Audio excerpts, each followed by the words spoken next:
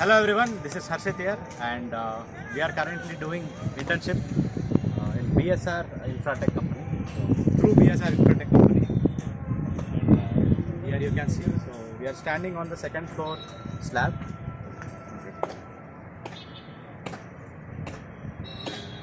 So slab construction is ongoing right now for second floor, and here you can see the columns. All the vertical members over here are columns. Specifically for a column, you can see, as we all know, in columns all the bars are main bars itself, so all are vertical in vertical direction. Here you can see the stirrups. So we'll be having the idea in theory, but those who haven't seen it practically, so these are the stirrups and these are the hooks, and here you can see the bar is slightly bent, so these itself are known as crank bars, so it is used in column. And here you can see one bar is tied to another bar. This is nothing but overlapping of bars, and this is the lapping zone. So why it occurs, I'll explain later. And this is the beam reinforcement along the horizontal direction. What is it called? It is the beam reinforcement. Again the same thing, stirrups are also present here, hooks are also present here. So those who haven't seen it yet, so you will get an idea what is it. Next, coming to slab reinforcement, most of us will not be having idea regarding what is the slab reinforcement is actually about, including us. I am doing internship with two of my friends. One is Chetan Patel and another one is Manjunath. He's standing over there, pink shirt guy. So we also didn't have idea regarding what is slab reinforcement is exactly about, because we haven't been through it practically, but right now we got some idea and we thought of sharing it. Here you can see this particular grid. In this particular grid, so this is the shorter span. This is the shorter span. You can see, you can judge by neck die itself. Judge with the neck die. This is the shorter span, and this is the longer span. In 5th semester RCC subject, you might come through this. So this is the shorter span. This is the longer span, and come here. And so this is the main point. The reinforcement which is provided for the shorter span along the direction of the longer span is known as main bars. These are the main bars. Bottom bars. So bottom bars are known as main bars. As you can see, these are provided for the shorter span along the direction of the longer span. So these are main bars, main bars, main bars, main bar, main bar, main bar, main bar. So and so on, and the bars which are provided for the longer span along the direction of the shorter span. Longer span longer span, but adu direction hengirutte antandre along the shorter span irutte. So this distribution, these are the distribution bars. So one more important point to be noted is this is the slab bottom reinforcement, not top one. In bottom reinforcement, we can observe that main bars will be at the bottom, and above that distribution bars will be tied. It will be tied using these hooks. And whereas in top reinforcement is also been made here. Here itself we can observe that in top reinforcement, the vice versa case of bottom reinforcement occurs. In bottom reinforcement, main bar is at the bottom and above it distribution bars is provided. Whereas in top reinforcement, towards the top side main bars will be there, and at its bottom distribution bars will be tied. So here you can see these are the main bars and these are distribution bars, and you can see the covers. So while designing, we'll subtract 20 mm, 40 mm like that. So these are the covers. These are here also cover is there. Different type of cover. So these covers, and this is it. And here you can see, so these bars are called as chairs. They are just they are provided just in case that bottom reinforcement doesn't collapses with the top reinforcement. So it makes it stiff. See, one cannot just push it towards the bottom reinforcement. These are called as chairs.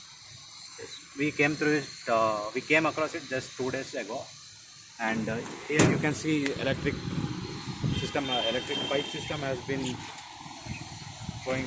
Construction has been going on. Here you can black color pipes.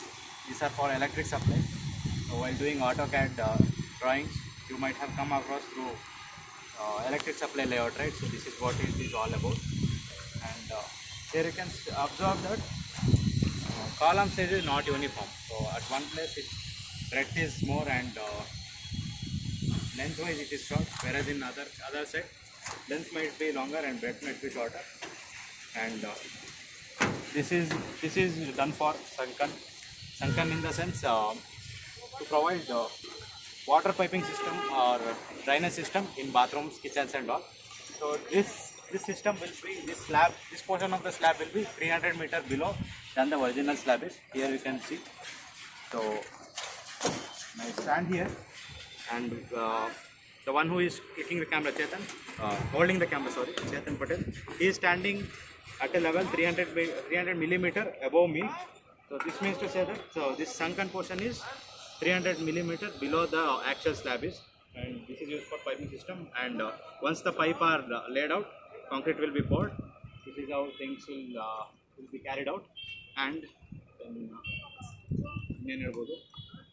actually one has to hold the drawings and actually observe these things. Right now drawing is with someone else, so I'm explaining directly through video itself, not showing the drawing. There also one more sunken is there. This portion of the floor is open because of staircase will be constructed over here. Here we can see formwork for staircase has been laid out. So this is how formwork will be laid out and staircase construction will be carried out. This staircase reinforcement. Staircase reinforcement. Here you can see the breadth of the column itself is larger compared to other columns. These are the stirrups. This is overlapping and overlap zone is that.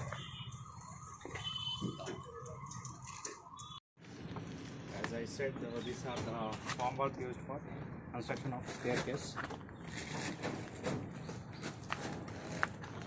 So here you can see it's already constructed staircase. So this portion of the staircase, this portion is called as tread, and this is riser. So we have measured it already.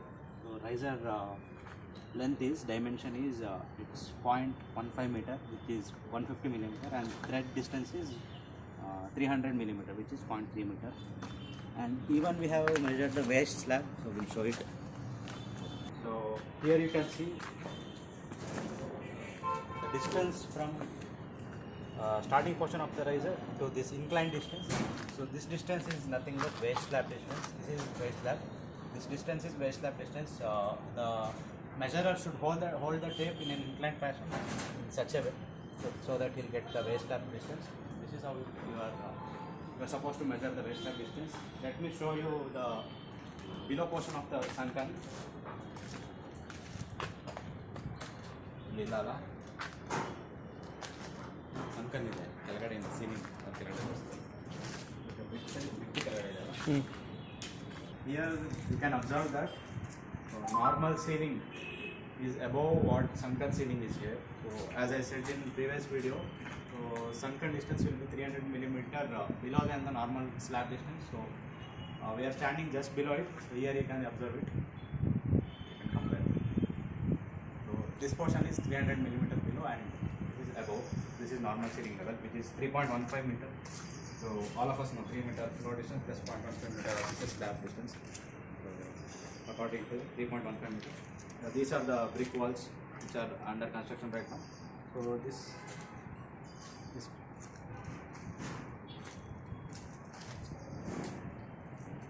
here you can see that. So again, this portion is made for sunken itself. Sunken usually constructed for bathrooms, kitchens, as we earlier mentioned. So these are the bricks used for construction, concrete bricks.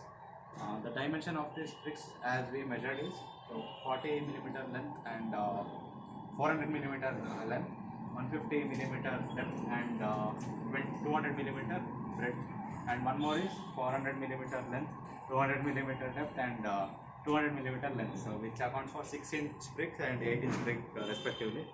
So this is how it is carried out. And here you can see This is how an under construction building looks like. For those who haven't seen it yet, this is how they are going to carry out. Here you can see one more.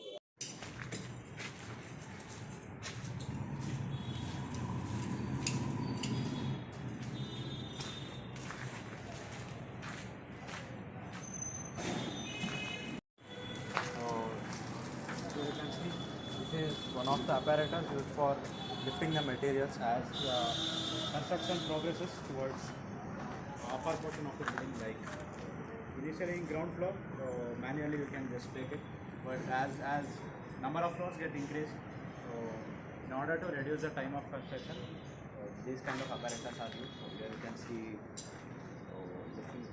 ropes are provided and pulleys there.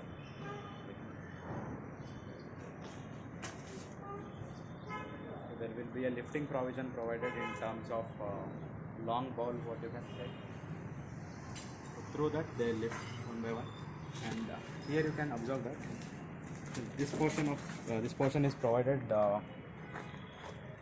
You can observe that through this portion itself, water supply pipe and drainage pipe will be provided outside of the building. And why it is left gap means in case you have to repair the pipe, so the repairer or plumber has to pass through that portion, so it has been left the gap. There is sand, again bricks. You can observe the scaffoldings and all. This is how it works. Observe here. So this is called as bull mark. So its dimension is 150 mm, projected outside of the constructed column. This bull mark is provided in order to maintain the plastering level as same throughout the column. For example, since it's 150 mm bull mark, so it is provided on two sides. So one is there and one is here.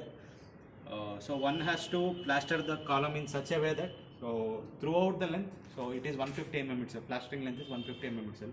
The depth is 150 mm itself. So that is why bull mark is provided. That's the significance of bull mark.